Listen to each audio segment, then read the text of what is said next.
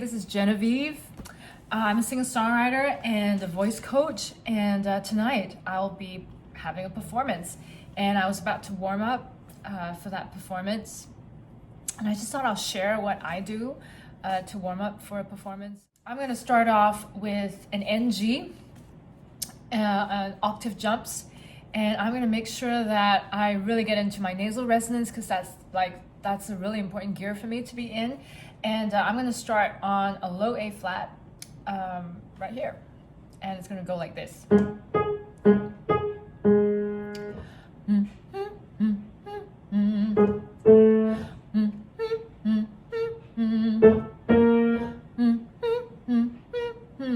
And throughout the time, I'm just being aware that I'm honking it all the way up in my nose as I go up that octave. And I have to I'm checking to make sure that my jaw is loose and relaxed. And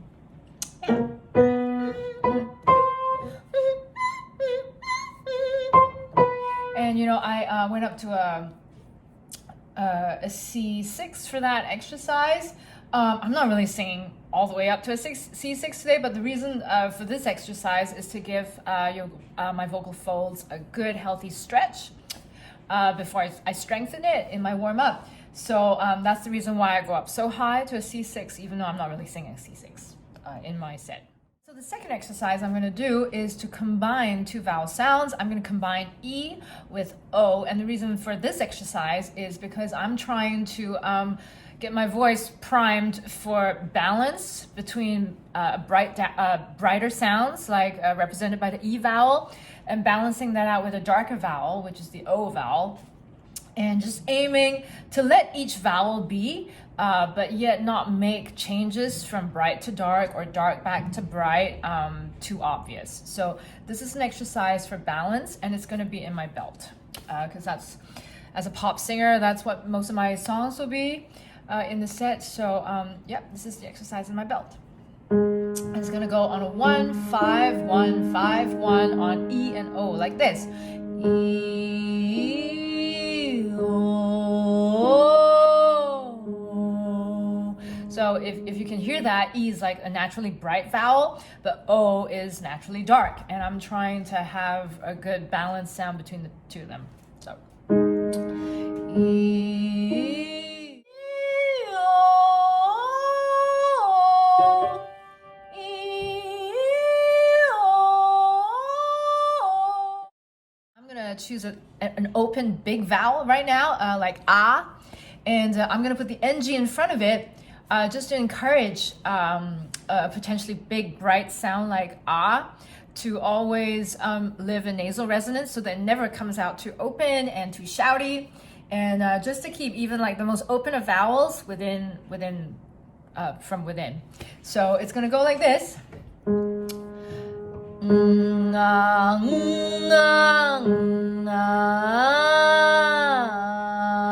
So I've got NG on the first three pitches, and that's to really set my ah vowel to have nasal resonance as an onset, and for that nasal resonance to still exist in the singing of that vowel.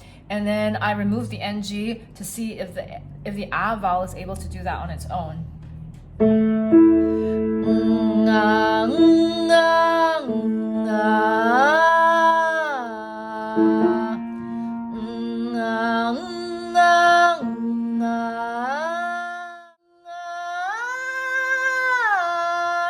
And as the voice gets a little bit wobbly on the top, well, as a top, it's like with the NG, it's actually so safe to sing this big open vowel because it's so contained.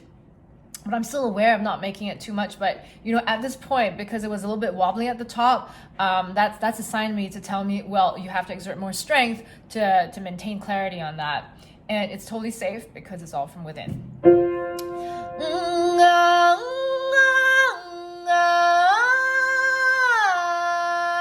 That was better than the first time, but I'm going to do one more time just to encourage my vocal folds to get more strength. And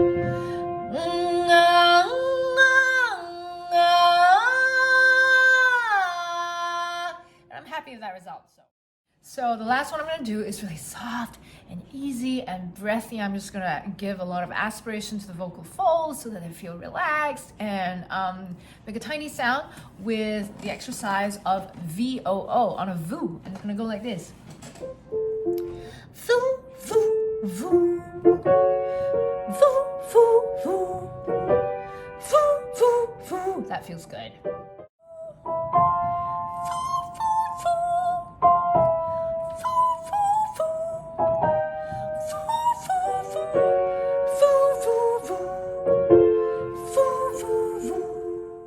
Those were my warm-ups for my performance later. So the rest there is to do is to just tell myself, break a leg. I do choose small sections of songs that are contrasting so that I'm getting my voice ready to move from one gear to the next as I shift songs. It's also to keep the mind used to doing that as well, to shift gears, shift themes, shift thoughts, shift registers, you know? Because many times I get caught off guard after singing one song, moving on to the next, and it's like, oh, I shouldn't be doing the same things. It's like a new song with a new gear. So I try to reenact that contrast here at home so that my mind is ready to do that when I'm performing. So for example, I would choose something like really small, a song that's very conversational, and that's like, you know, something that I'm just speaking like almost like a whisper to. Lord Jesus, you gave me a calling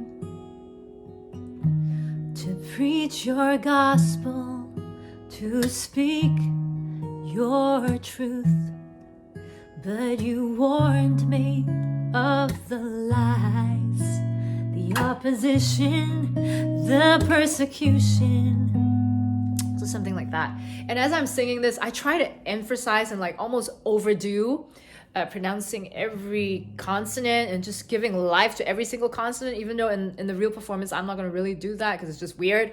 But I would just really bring things out so that by the time I'm in the performance and just more subconsciously doing things, I am still emphasizing consonants and words to some degree. So like I would really emphasize it like this. Lord Jesus. So that like giving the S more sibilant sound, and you know, you gave me a calling, hanging on to the NG, to preach your gospel, that L over there, to speak your truth, giving, you know, just giving life to that TH at the end of the word truth. So just emphasizing lots of stuff like that. And then I would move on to a totally contrasting thing, something totally belty, so that my voice and my brain is used to doing something totally different.